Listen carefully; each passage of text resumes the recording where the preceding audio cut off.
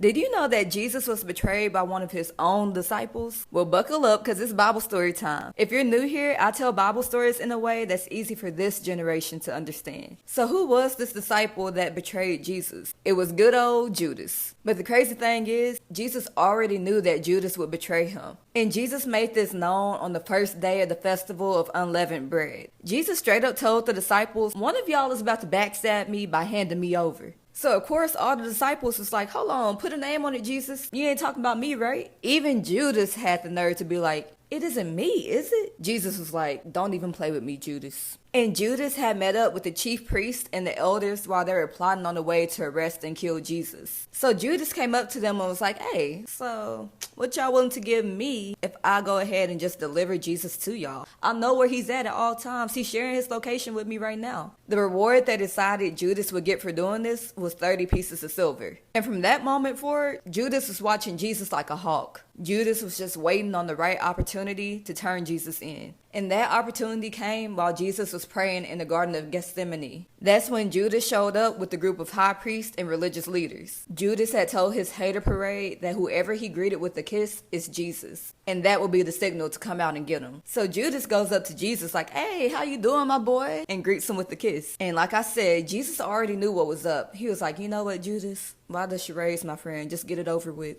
And of course, that's when the hater party came up and grabbed Jesus. But by the light of dawn, the guilt hit Judas really hard about what he had just done. So Judas started feeling horrible and remorseful. So he was like, you know what? I'm going to go and give these 30 pieces of silver back to them. Maybe that'll stop everything. So Judas went up to the plotters and was like, take this silver back, y'all. It's not even worth it. I done stabbed an innocent man in the back. He was my friend. But they straight up told Judas that they did not care. That was his own problem, his own guilt, and that they were still going to do what they wanted to do. That's when Judas threw the silver coins into the temple. He left, and then he died by himself. And there is so much more to this story, y'all, so I would have to do one full Bible story time about the crucifixion of Jesus. And as always, my Bible story times do not replace reading the Bible for yourself. These are just summaries, so always make sure to read the word on your own. And don't forget that my Bible story time challenge is still active on Hypespace. So that's all for now. Let me know what Bible story you want next.